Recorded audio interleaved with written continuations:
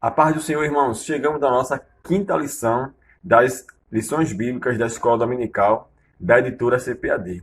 E o tema de hoje é uma perspectiva pentecostal de missões. Iremos ver acerca de missões, iremos estudar sobre missões nessa lição, mas sob uma ótica pentecostal. Porque faz questão aqui a lição, o autor aqui ele faz questão de falar sobre uma perspectiva pentecostal. É porque eu não sei se você sabe, no meio evangélico, existem outras vertentes e não tem apenas pentecostais. Temos os tradicionais sensacionistas, né? E temos os pentecostais e também que saiu dentro do movimento pentecostal o neopentecostalismo, os neopentecostais. Mas nós, como pentecostais, iremos estudar sobre missões na nossa perspectiva. Como um pentecostal enxerga missões. É isso que está em pauta na lição de hoje. A verdade prática vai nos dizer: o Espírito Santo derramado no Pentecoste é o mesmo Espírito que Deus deseja derramar de novo na igreja da atualidade. Então a lição nos mostra aqui, né, dando ênfase na questão pentecostal, que o mesmo Espírito Santo que inspirou, que impulsionou os apóstolos, os discípulos, a igreja primitiva, ele é o mesmo que, na atualidade, quer fazer o mesmo conosco. E a leitura bíblica em classe está baseada no livro de Atos dos Apóstolos, capítulo 2, versículos do 1 ao 8, e depois do versículo 14 ao versículo 18. Aí aqui vem o primeiro ponto, uma perspectiva pentecostal de missões. Aí o primeiro subponto vai dizer: somos evangélicos. Historicamente, o evangélico é conhecido como alguém que enfatiza os seguintes pontos. Primeiro, o compromisso pessoal com Jesus a partir do novo nascimento. Então, o evangelho que pregamos tem que haver uma renúncia, tem que haver um novo nascimento aí, quer dizer que uma renúncia, um recomeço de vida. Então, se você vivia numa vida errada, numa vida de pecado, você tem que abandonar as coisas erradas para andar de acordo com a palavra. Segunda coisa, a autoridade bíblica. Nós cremos que a Bíblia é a nossa única fonte de fé e prática, né? Então, nós guiamos a nossa vida, o nosso viver em Cristo através da sua palavra, pelos princípios e valores contidos nas Escrituras Sagradas. E terceiro, o apelo de anunciar Cristo aos outros. Então, basicamente, esses princípios são o que os evangélicos têm em comum. Eles tornam-se num impulso evangélico com raiz histórica na tríplice ênfase da reforma protestante, né? Então, uma coisa que eu quero deixar claro aqui para vocês, que quando houve aí a primeira reforma protestante, aí, quando surgiu aqui o movimento pentecostal, não é que deixamos de colaborar, de pensar nos pontos principais que levaram à reforma protestante, que são as 5 solas, né? Então, nós absorvemos a parte essencial, né? Mas a parte da questão da atualidade dos dons, da continuidade dos dons espirituais, a questão da salvação, nós nos reconectamos com aquele ideal que havia na igreja primitiva, que é ir por todo mundo e pregar o evangelho a toda criatura. Então nós nos conectamos com isso, né? Mas mantendo na essência aquilo que é bom, aquilo que é um fundamento sólido, aquilo que é um fundamento sólido dentro das Escrituras. Então a primeira coisa aqui é a autoridade das Escrituras, né? Sola Escritura, ou seja, a gente acredita, assim como os reformadores primitivos, que somente a palavra de Deus é suficiente para guiar nossa vida e como nossa fonte de regra de fé e prática. A segunda coisa, a salvação pela fé, ou seja, somente a fé, né? A segunda sola, né? E o terceiro, o sacerdócio universal dos crentes. Aqui, essa parte aqui entra naquele... aqui já entra na mecânica da salvação, de mostrar que não precisamos mais de sacrificar animais para termos os nossos pecados cobertos ou perdoados. Cristo é suficiente. Então, somente Cristo é suficiente, né, para cobrir e perdoar e apagar os nossos pecados. É isso que cremos. Então, como sacerdócio, acreditamos também que, assim como era no Antigo Testamento, né, a simbologia aí é o seguinte, é porque antes, quando a pessoa ela cometia um delito, um pecado, ela ia ao sacerdote, né, e o sacerdote oferecia o sacrifício a Deus. E uma vez por ano, havia também o sumo sacerdote, que ele oferecia o sacrifício por todo o povo, né, de forma geral, né. Então a gente observa aí que esse papel aí, ele foi substituído por Cristo sendo suficiente, né, como nosso advogado suficiente e também nos dando autonomia de chegarmos direto a Deus através da oração para nos reconciliarmos com Ele e buscarmos o perdão pelos nossos pecados. Então é nisso que cremos e nisso pregamos para as pessoas. Essa é a base do Evangelho. É que a salvação é somente pela fé em Jesus Cristo e que também as Escrituras sagradas, a Bíblia Sagrada, é a nossa fonte de regra de fé e prática. Não pode ser colocado ao lado dela um outro livro, um suposto livro de revelação. Também isso também nos difere daqueles grupos que é considerado pelos estudiosos da Bíblia como seitas, né? Porque geralmente uma seita tem um livro sagrado que é colocado na paridade da Bíblia. Então, isso que nos diferencia de ser um grupo denominado de seita, porque nós acreditamos no livro sagrado, a Bíblia. E esse livro também é o único suficiente para nós como regra de fé e prática. E também a salvação pela fé, ou seja, você precisa ter fé em Jesus. Você precisa receber a Cristo como teu único suficiente Salvador, convidando a entrar em tua casa espiritual, que é a tua vida, conforme Apocalipse, capítulo 3, e o versículo 20. Eis que estou à porta e bato. Se alguém ouvir a minha voz e abrir a porta, entrarei em sua casa, cearei com ele e ele comigo. É claro que a mensagem original está destinada à igreja ali do Apocalipse, é uma igreja do Apocalipse. Mas, aplicando para nós, aplicando para você que ainda não entregou a sua vida ao Senhor Jesus, é uma simbologia para mostrar que Cristo, ele não vai forçar a porta. Ele quer que você receba ele em sua vida de maneira voluntária. Porque tanto isso é tão fato, que se não fosse assim lá no Éden, não haveria a árvore do conhecimento do bem e do mal. Era tudo ali perfeito para nunca que o pecado pudesse entrar. Mas Deus, através do livre-arbítrio, mesmo o homem sendo inocente, ele colocou ali a possibilidade do homem poder decidir que queria ficar ali próximo de Deus e não desobedecê-lo. Mas a gente vê que o homem acabou ali sendo desobediente, acabou desobedecendo e o pecado entrou no mundo. Então Jesus Cristo ele veio para corrigir isso daí e dar novamente a oportunidade para nós de nos reconectarmos a Deus e Ele a nós. Agora é claro que Deus é que nos resgata através de sua palavra. A gente não tem poder para nada, a gente tem que entender isso. E é o Espírito Santo que convence a nós do pecado, da justiça e do juízo. Se o Espírito Santo precisa convencer alguém sobre algo, é porque é preciso que haja uma decisão pessoal de cada pessoa. Se fosse apenas uma predestinação, não precisaria desse convencimento.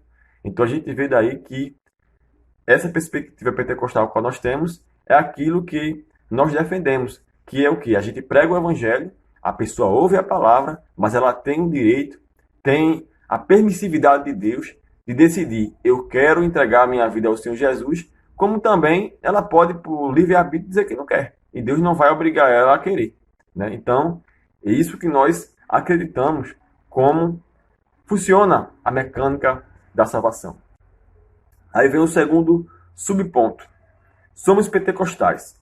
Com o termo pentecostal, nos referimos ao crente que crê na experiência do Espírito Santo que ocorreu com os apóstolos no dia de Pentecoste, de acordo com o livro de Atos. Pode acontecer hoje também, ou seja, a experiência com o Espírito Santo hoje não é diferente da experimentada pelos cristãos do primeiro século, né? Que é em Atos, capítulo 2, versículos do 1 até o versículo 12.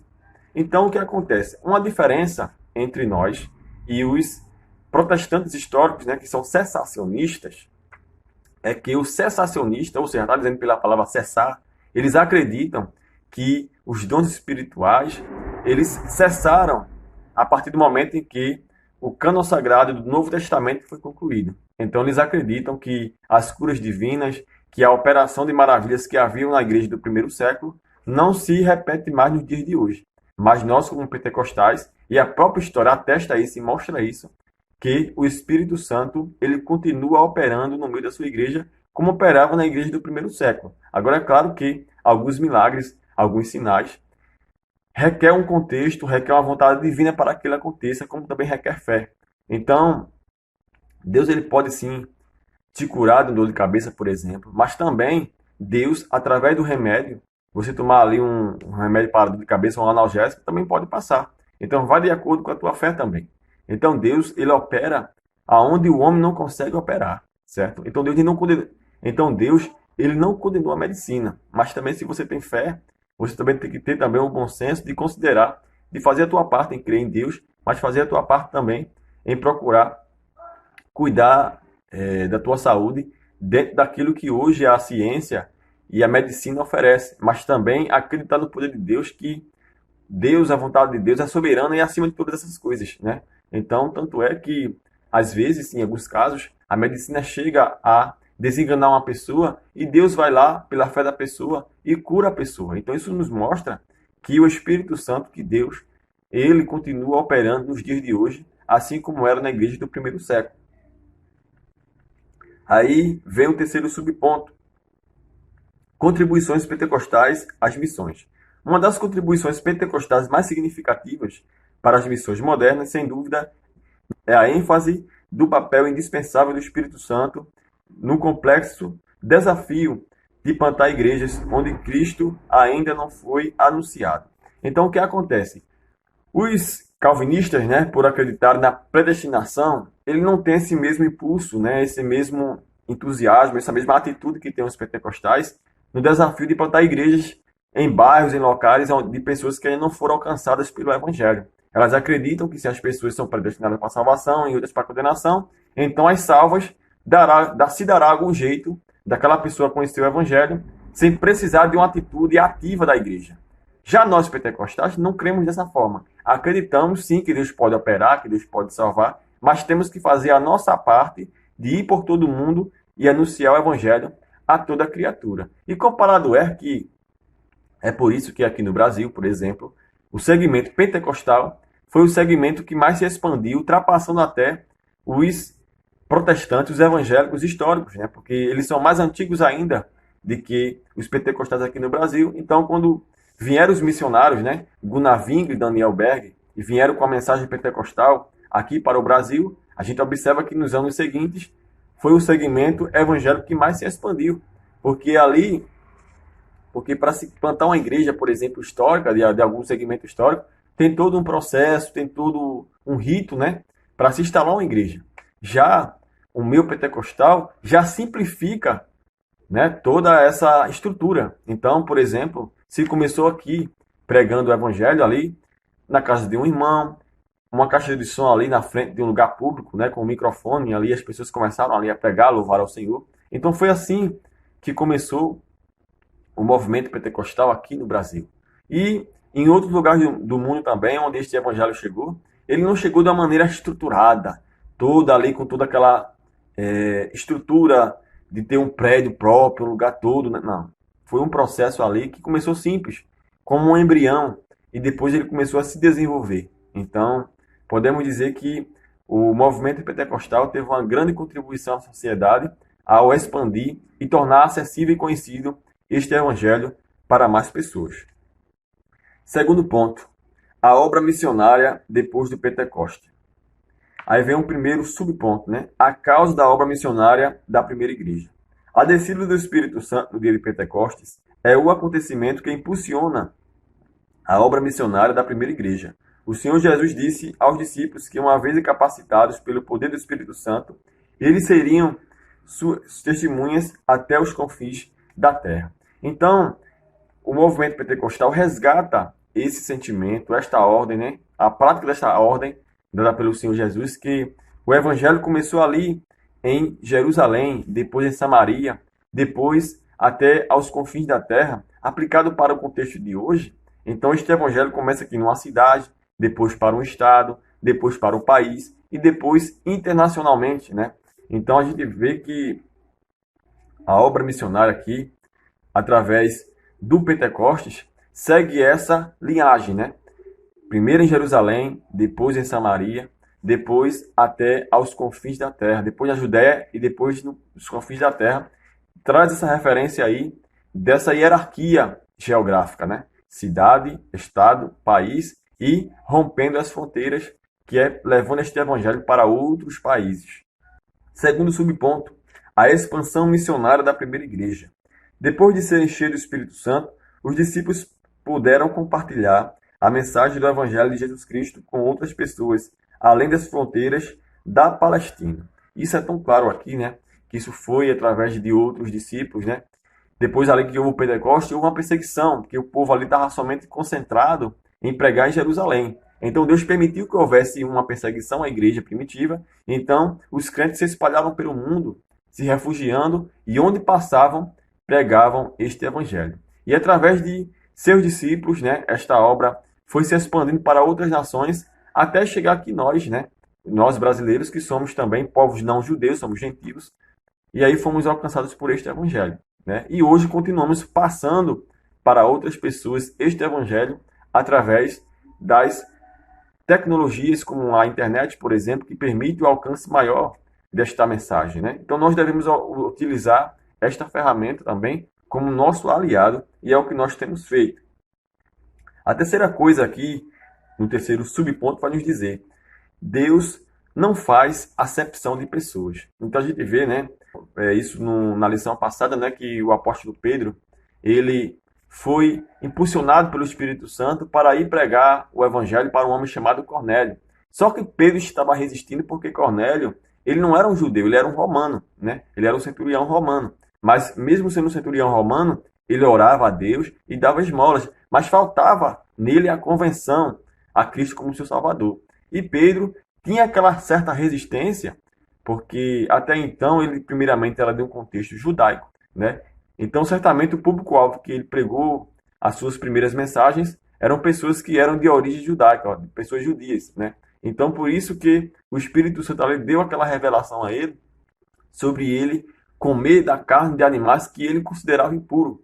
Então ele ficou aquilo receoso porque ele ainda tinha resquício, né, da sua origem como judeu, e ele tinha aquela restrição de não comer aquele tipo de carne que estava sendo exposto.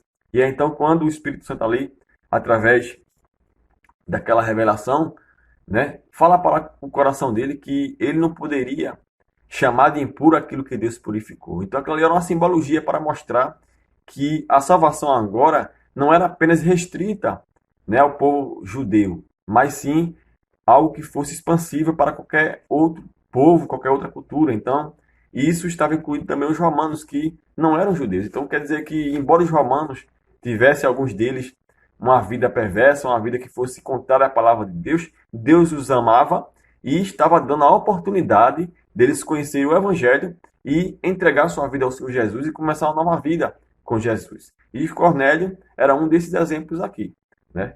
Então, Deus ele não faz acepção de pessoas. Então, por isso que nós pregamos este evangelho para qualquer pessoa, independentemente da sua etnia e de sua origem, né? Então, Deus, ele quer que todos os seres humanos eles se salvem e cheguem ao pleno conhecimento da verdade.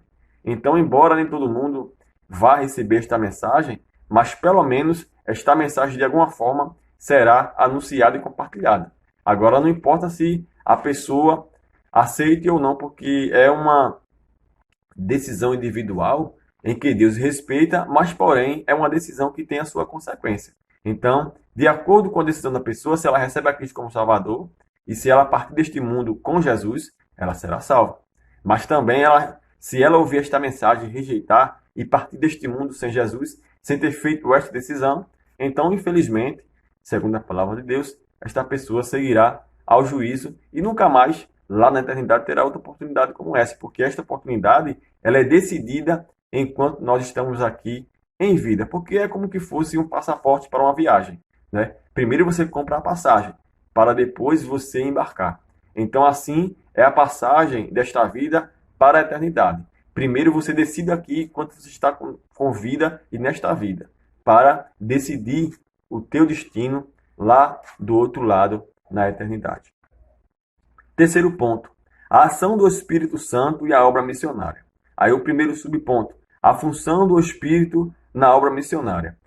Dentre as muitas funções do Espírito Santo estão as de ungir, inspirar, separar e enviar homens e mulheres para os quatro cantos da terra, como missionários do Senhor. Por isso a obra missionária é uma tarefa ligada à ação exclusiva do Espírito Santo. Então, na sua operação na igreja, o Espírito Santo, ele vocaciona, ele chama, ele prepara e depois ele envia.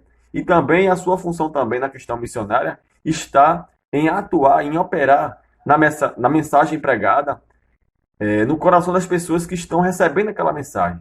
E qual é a atuação do Espírito Santo na mente dos ouvintes que ouvem e recebem esta mensagem? É que ele convence o homem do pecado, da justiça e do juízo.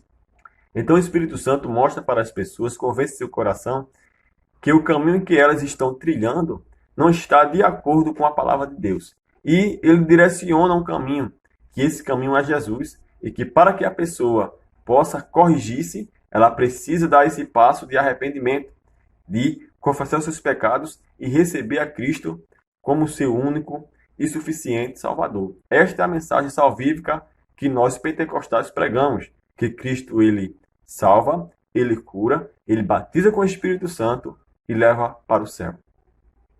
Segundo subponto, o Espírito Santo capacita para a obra. Então o Espírito Santo, ele não chama os capacitados, mas ele capacita os escolhidos, né? E ele dá inteligência, dá sabedoria para que nós possamos aplicar também habilidades até profissionais em prol da obra. Como, por exemplo, você pode ser um médico e Deus pode te usar, né, na medicina aí e, ao mesmo tempo, levar o evangelho para outras pessoas que ainda não conhecem Jesus através da medicina, né? Então, assim também ele usou o apóstolo Paulo que era um grande, podemos dizer, teólogo e filósofo também, e fez com que ele alcançasse os gentios de níveis sociais maiores, né, que os outros apóstolos que não tinham a mesma instrução conseguiam alcançar. E ao mesmo tempo também, aquele conhecimento que ele tinha, aquela base que ele tinha, e a experiência, a expertise, né, a formação que ele tinha, serviu para que ele pudesse escrever grande parte do Novo Testamento, né? E além do mais, através do apóstolo Paulo, nós podemos entender melhor também a respeito da mecânica da salvação, porque ele traz uma abordagem bastante clara ali, uma tese bem construída, para que nós pudéssemos aprendermos com ele. Então a gente vê aí que Deus também utiliza-se da profissão que a pessoa tem para que a aplicação daquela profissão possa ser benéfica para a sua obra. Então o apóstolo Paulo beneficiou a obra através do seu conhecimento e de sua formação.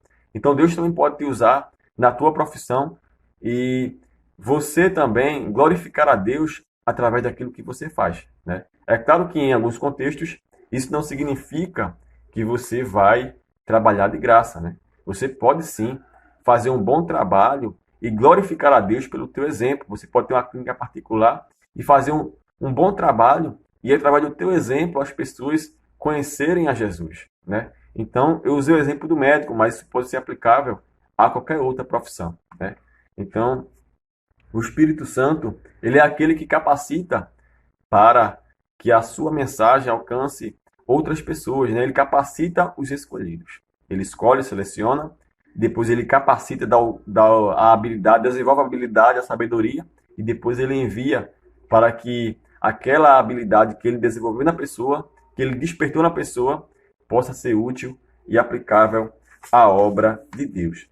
Terceiro subponto, Deus age por meio do Espírito Santo. Na obra Verdades Pentecostais, da editora CPAD, o pastor Antônio Gilberto descreve a assistência do Espírito Santo na obra missionária. Ele mostra que o Espírito Santo escolhe, envia, capacita e direciona os evangelizadores. Então a gente vê ao longo de toda a história que o Espírito Santo ele sempre cooperou ali na obra, não apenas através dos sinais, mas dando sabedoria, dando discernimento para que esta mensagem ela alcançasse outras pessoas de maneira pura. Outra questão que nós podemos observar também é a capacidade apologética, a capacidade de quê? De discernir o verdadeiro evangelho do falso evangelho, porque a gente sabe que ao longo do tempo este evangelho também tem sido usado de maneira errônea, de maneira distorcida, e aqueles a quem o Espírito Santo capacita, lhe concede ali a sabedoria de discernir o verdadeiro do falso, para que ele pudesse se pronunciar e mostrar para as pessoas qual seria o evangelho verdadeiro, né? Então, é importante que o capacitado também busque conhecimento da palavra de Deus. Eu sei que o Espírito Santo ele capacita, mas é necessário também que o evangelizador ele também procure conhecer as Escrituras, para que ele também não seja enganado e também não venha de forma equivocada trazer uma mensagem distorcida acerca da palavra que pode acontecer também. Entenderam? Então, que Deus continue te abençoando e nos abençoando. E concluímos assim a nossa quinta aula, ao qual leio aqui a conclusão. Nesta lição, estudamos uma das mais importantes contribuições dos pentecostais para as missões modernas, o poder do Espírito Santo na vida da igreja. Vimos que assim ocorreu no ministério terreno de Jesus, bem como o ministério terreno da igreja primitiva. Tudo isso nos mostra que é indispensável para qualquer projeto missionário que toda obra comece e termine sob o poder e direção do Espírito Santo. É essa presença santa que garante o sucesso e eficácia da obra missionária em pleno século XXI. Ou seja, precisamos entender que nós temos que fazer a nossa parte, mas quem faz a operação de maravilhas, quem opera é Deus, quem convence o homem do pecado, da justiça e do juízo é o Espírito Santo. Então nós não temos o poder de convencer as pessoas de nada. Nós pregamos a mensagem, o Evangelho.